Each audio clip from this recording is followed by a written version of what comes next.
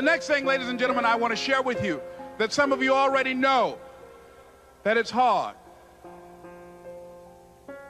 It's not easy. It's hard changing your life. It was hard when just over 3 years ago in the Penobscot building in Detroit, Michigan, where I was operating my business, and I fell on some hard times, and I was sleeping in my office. It was hard coming into the lobby, and the security said, "Excuse me, Mr. Brown, can we see you for a moment?" And I said, "Yes," and I walked up to the counter, and he gave me an envelope. And he said, "Would you mind reading it here?" And I opened the envelope, and the envelope was from management that said, "This is an office tower. It's not a hotel. Please do not sleep in your office." And I said, "Excuse me, sir." I said, "I just work long hours in creating my business. I'm an entrepreneur. And right now, things are bad for me. But they're not going to be this way always. And I just asked for the opportunity to continue to operate like I'm doing. I'm not trying to make this my home." And it was hard coming through the lobby. And sometimes they would laugh. There's a guy talking about becoming successful. And look at him. He's bathing in the bathroom upstairs on the 21st floor. He sleeps on the floor. Him and 2 other dreamers up there. Look at him. It was hard, ladies and gentlemen, coming to speak to people. And I was facing financial difficulties in my own life. I was behind on my bills and my dreams, and I'm saying to them, you can live your dream. It was hard, ladies and gentlemen. It was very difficult to pick myself up each day believing that I could do it. There were times that I doubted myself. I said, "God, why is this happening to me? I'm just trying to take care of my children and my mother. I'm not trying to steal or rob from anybody. Why did this have to happen to me?" It was very hard. And here's what I want to say to you.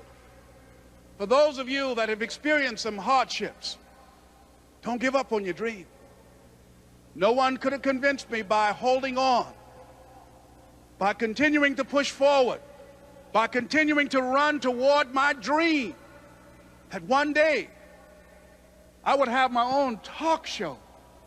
It's a long shot, ladies and gentlemen, from Liberty City, an abandoned building on a floor, never knowing my mother or father. It's a long shot. Being here with you today in this dome in Atlanta, it's a long shot.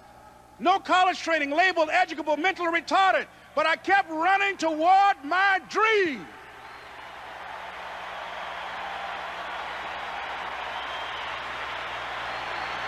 Don't stop.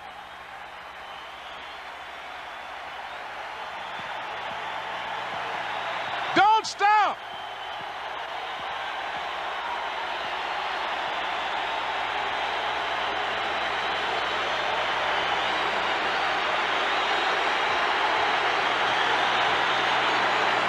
Don't stop running toward your dream.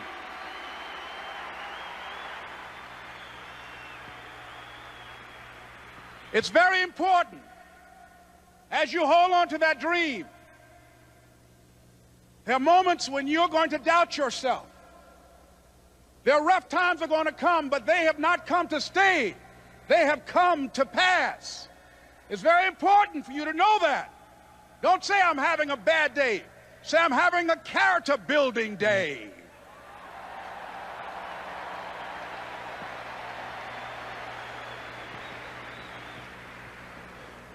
It's very important for you to believe that you are the one to make this happen. I remember this high school teacher, Mr. Leroy Washington, at the end of school one June, it was just a few days before we were supposed to leave, and I just got my report card, and it indicated that I'd failed history, and I'd failed English, and I would have to go to summer school. And I was feeling within myself that I was a failure, that I'm slower than most people in getting paperwork, and I was feeling down on myself and very negative. And Mr. Washington was giving a speech to the graduating seniors, and I was in 11th grade. And even though I wasn't supposed to be in there, I went in there because the speech he was giving, that speech was for me. And as he talked, my heart began to beat fast. Tears began to run down my eyes, and I was in the back just listening to him, because he said, and he was a very dramatic man. I still talk to him to this day. He said, as graduating seniors of Booker T. Washington High School, I want you to know that you're blessed and highly favored, and that as you go toward the future, begin to know that you have greatness within you.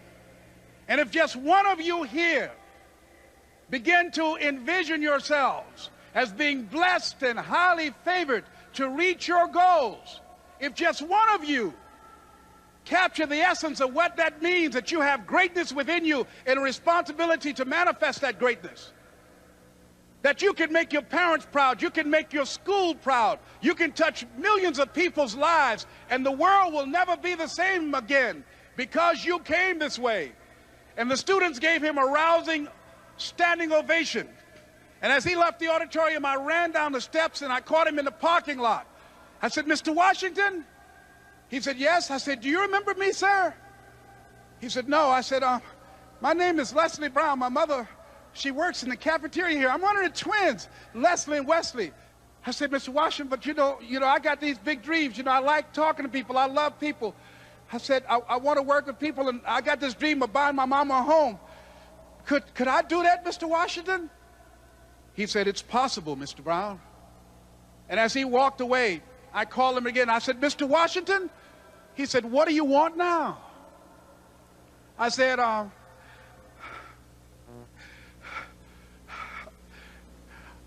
the one, sir. I said, I'm the one. You remember me, sir. I'm Miss Mamie Brown's boy. I'm the one.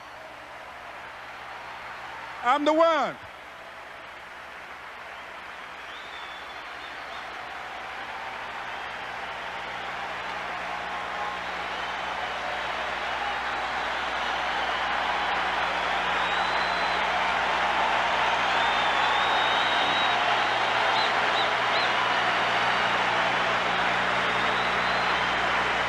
And you must feel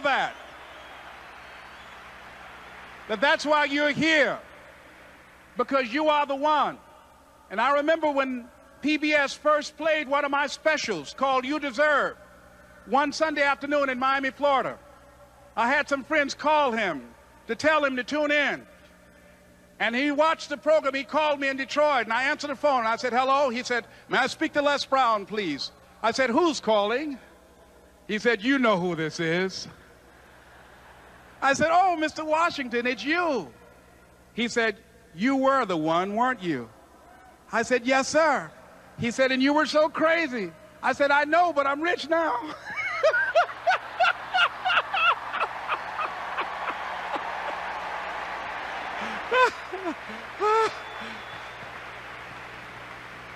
Ladies and gentlemen, it's not going to be easy. It was hard laying on the floor of the Penobscot building, looking out of the window, daydreaming, saying, Les, can you do this? Can you make this happen? I used to listen to tapes day in and day out about See You at the Top, my great friend Zig and Dennis Waitley and different other motivational speakers, and Dr. Norman Vincent Peale. And Dexter saying, don't let nobody steal your dream. I used to ask myself, can I do this? And something said within me, you're the one. You're the one. And let me tell you something, ladies and gentlemen. While you're here, and before you go back home to your respective cities and communities, write down at least 5 reasons on why you deserve your dream, on why you won't give up, what's going to make you unstoppable, why you must be unreasonable, because logical, practical thinking says you can't do it today. But if you want to produce unreasonable results in your life, like living your dream and taking charge of your destiny, you've got to be an unreasonable person. You've got to be an uncommon person. So write down the reasons of why you're here. My first major goal was to buy my mother a home. And let me tell you something, ladies and gentlemen. What will reasons do, Les? Nietzsche said, if you know the why for doing, you can endure almost anyhow. What do you mean by that? If you know why you're doing something, when the hard times come, and they're going to come, when the disappointments and the rejections come, and they're going to come by the truckloads, your reasons will be your rod and staff to comfort you, to pick you up. Once again, I got a saying on one of my tapes: if life knocks you down, try and land on your back, because if you can look up, you can get up. Let your reasons get you back up.